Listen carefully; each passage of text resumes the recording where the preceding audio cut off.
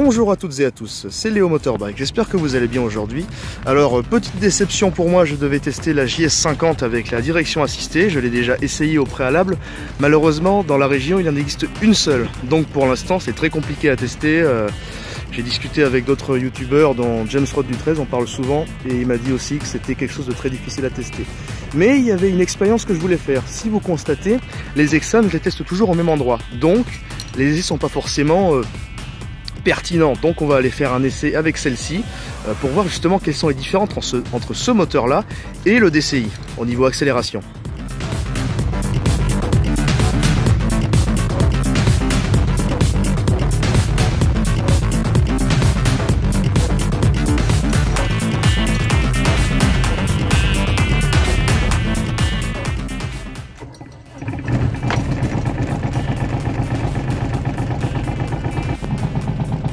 Alors, première constatation, déjà cet essai c'est un vlog, cette fois c'est un vrai, d'ailleurs je vais le noter comme ça.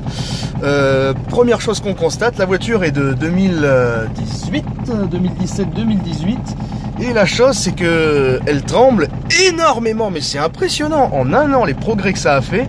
Honnêtement je vous dis maintenant une Exam c'est tout à fait correct, par contre là c'est à la limite du supportable honnêtement.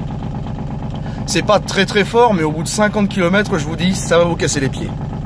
Bon, là j'ai pour sortir du parking. Hop là. Comme d'habitude, je me trompe de vitesse. Je suis tellement habitué aux embrayages et que la voiture avance toute seule que c'est un peu dur. Bon, le volant est criblé de buée. Oh, ça va, le volant, le pare-brise, pardon, est criblé de buée. Alors, j'ai testé la Ligier avec la direction assistée. Ça marche bien mieux que ça, hein, bien entendu. Mais la direction de cette voiture est pas si désagréable que ça. Par contre, le moteur est pas souple du tout, là. Regardez-moi ça. Non, la qualité de finition de celle-là, c'est une bas de gamme, hein, je tiens à la signaler, c'est une Evo, mais littéralement, c'est pas bien fait, quoi. Les sièges sont pas... Quand on voit l'amélioration qu'il y a eu entre-temps, c'est... mais vraiment, c'est pas terrible. Je vais faire le petit tour, et puis après, je vous donnerai mes impressions.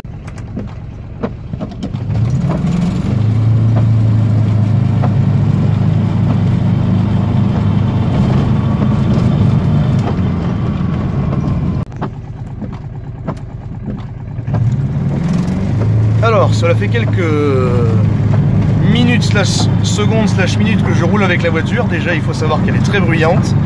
Et bon, le moteur, c'est pas catastrophique. Je m'attendais à bien pire. Quand je suis parti, c'était bien pire.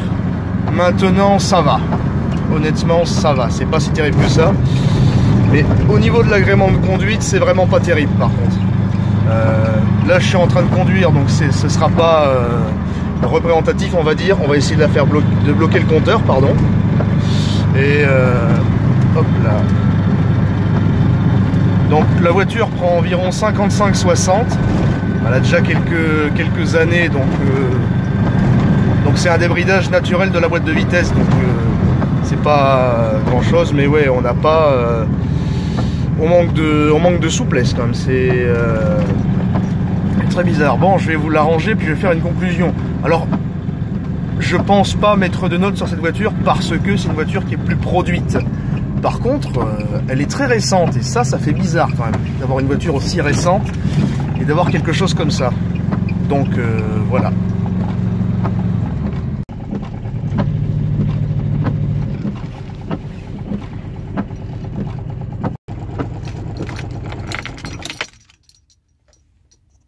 Bien, ce n'est pas parce que c'est un vlog qu'on ne peut pas apporter de conclusion sur cette voiture.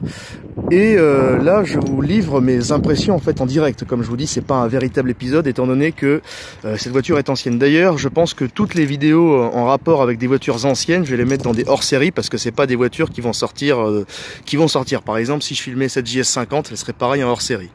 Alors, il y a quand même un très bon point, c'est le design de la voiture. Bon, c'est vrai que ça casse pas trois pattes à un canard, mais c'est ce qu'on a l'habitude de voir en tout cas sur la route et dans le milieu du VSP. Et là, je tiens à dire ça. Exam, vous me décevez beaucoup sur cette voiture.